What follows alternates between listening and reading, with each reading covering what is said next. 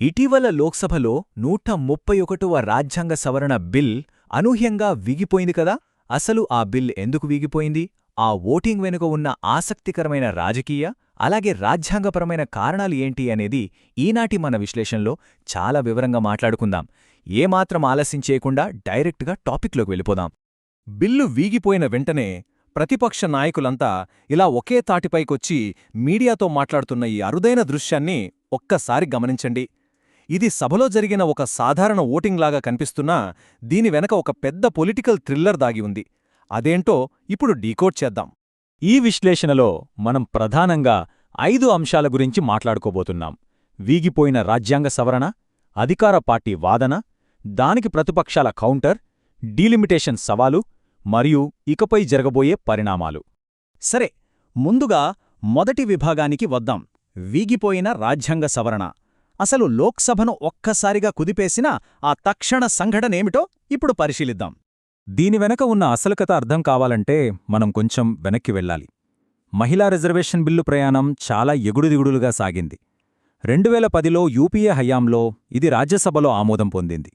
మళ్ళీ చాలా కాలం తర్వాత 2023లో ఎన్డీఏ ప్రభుత్వం దీన్ని నారీ శక్తి వందన అధినియం పేరుతో పాస్ చేసింది. అంతా సవ్యంగానే ఉందనుకుంటున్న తరుణంలో ఏప్రిల్ 2026లో ఈ 131వ సవరణ లోక్సభలో ఎందుకు వీగిపోయిందంటారా? అక్కడికే వస్తున్నాను. 54, అవును, కరెక్టుగా 54 ఓట్లు. ఏదైనా రాజ్యాంగ సవరణ ఆమోదం పొందాలంటే లోక్సభలో 3/2 మెజారిటీ అంటే దాదాపు 352 ఓట్లు కావాలి. కాని అధికారపక్షం కేవలం 298 ఓట్లు మాత్రమే సాధించగలిగింది.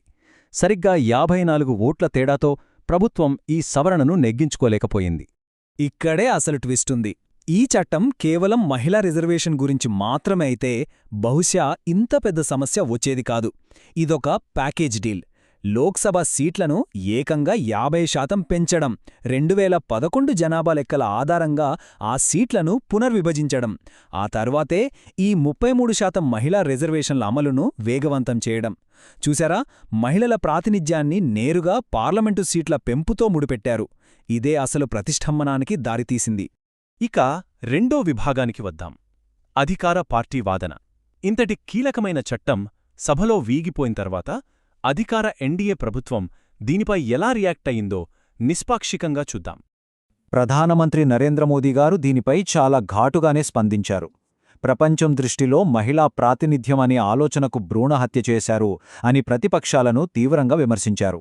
దీన్ని బట్టి బిల్లును అడ్డుకోవడమంటే అది నేరుగా మహిళల గౌరవంపై జరిగిన దాడిగానే ప్రభుత్వం భావిస్తోందని మనకు స్పష్టంగా అర్థమవుతుంది.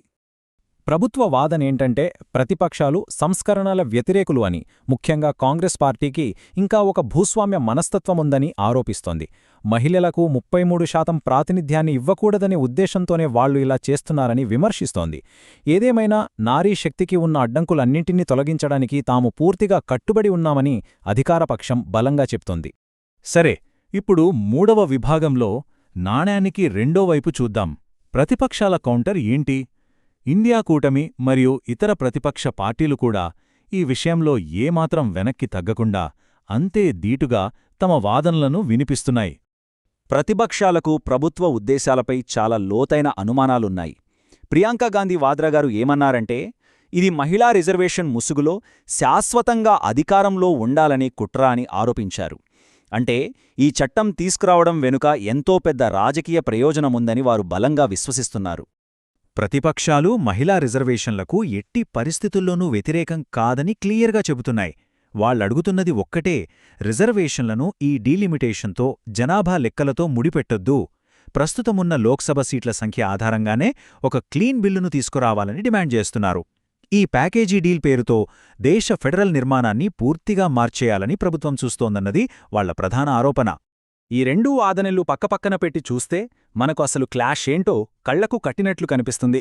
ప్రభుత్వం ఈ బిల్లును కేవలం మహిళా సాధికారత సాధనంగా భావిస్తుంటే, ప్రతిపక్షాలు మాత్రం దీనిని దేశ రాజకీయ భౌగోళిక చిత్రాన్ని మార్చే ఒక ఎత్తుగడగా, ఒక అతిపెద్ద ఎన్నికల వ్యూహంగా చూస్తున్నాయి. ఇక్కడే మనం నాలుగో విభాగానికి వస్తున్నాం. డీలిమిటేషన్ సవాలు. ఈ ఆరోపణలు, రాజకీయ విమర్శలన్నింటికీ మూల కారణమైన ఆ అతిపెద్ద సమస్యను ఇప్పుడు అర్థం చేసుకుందాం. అసలు ఈ డీలిమిటేషన్ అంటే ఏంటి? జనాభాలో వస్తున్న మార్పులకు అనుగుణంగా లోక్సభ మరియు అసెంబ్లీ నియోజకవర్గాల సరిహద్దులను తిరిగి నిర్ణయించడాన్ని డీలిమిటేషన్ అంటారు. రాజ్యాంగంలోని ఆర్టికల్ 81 ప్రకారం ఇది 2026 తర్వాత జరిగే మొదటి జనాభా లెక్కల వరకు ఫ్రీజ్ చేయబడింది. పైకి చూస్తే ఇదొక సాధారణ అడ్మినిస్ట్రేటివ్ ప్రాసెస్ లాగా అనిపిస్తుంది కదా, కానీ భారతదేశ రాజకీయ అధికార సమతుల్యత మొత్తాన్ని శాసించే పవర్ దీనికుంది. ఇది గమనిస్తే దక్షిణాది రాష్ట్రాల భయమేంటో మనకు ఈజీగా అర్థమవుతుంది. ఉత్తరాది రాష్ట్రాలలో జనాభా పెరుగుదల ఎక్కువగా ఉండటం వల్ల డీలిమిటేషన్ జరిగితే వాళ్లకి పార్లమెంట్లో సీట్లు బాగా పెరుగుతాయి.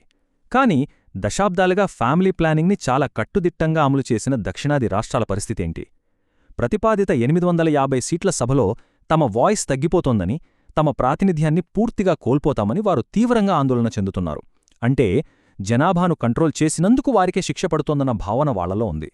ఆంధ్రప్రదేశ్ ముఖ్యమంత్రి ఎన్ చంద్రబాబు నాయుడు గారి మాటలు వింటే ఈ ఆందోళన మరింత స్పష్టమవుతుంది. దక్షిణాది, ఈశాన్య మరియు ఇతర చిన్న రాష్ట్రాల ప్రాతినిధ్యం భారీగా పడిపోతుంది అని ఆయన వ్యక్తం చేసిన భయమే విభిన్న సిద్ధాంతాలున్న ఎన్నో ప్రతిపక్ష పార్టీలను ఏకం చేసి ఈ సవరణకు వ్యతిరేకంగా నిలబడేలా చేసింది అనడంలో ఎలాంటి సందేహం లేదు. దీన్ని బట్టి మనకొక విషయం పక్కాగా అర్థమవుతుంది. ఆర్టికల్ 81 కింద ఉన్న ఈ ఫ్రీజ్ ముగియనుండటంతో ప్రాతినిధ్యంపై రాబోయే అతిపెద్ద పోరాటంలో ఈ మహిళా రిజర్వేషన్ కోటా ఇరుక్కుపోయింది. ఇది కేవలం మహిళల హక్కుల గురించి మాత్రమే కాదు, దేశ భవిష్యత్తు, ఎన్నికల మ్యాప్ ఎవరి చేతుల్లో ఉండాలనే అత్యంత వివాదాస్పదమైన పోరాటంగా ఇది మారిపోయింది. ఇక చివరిదైన 5వ విభాగానికి వద్దాం. తర్వాతేంటి?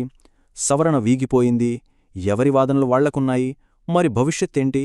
ఇక్కడ ప్రభుత్వం ఆడిన ఒక ఇంట్రెస్టింగ్ గేమ్ ప్లాన్ గురించి మాట్లాడుకోవాలి.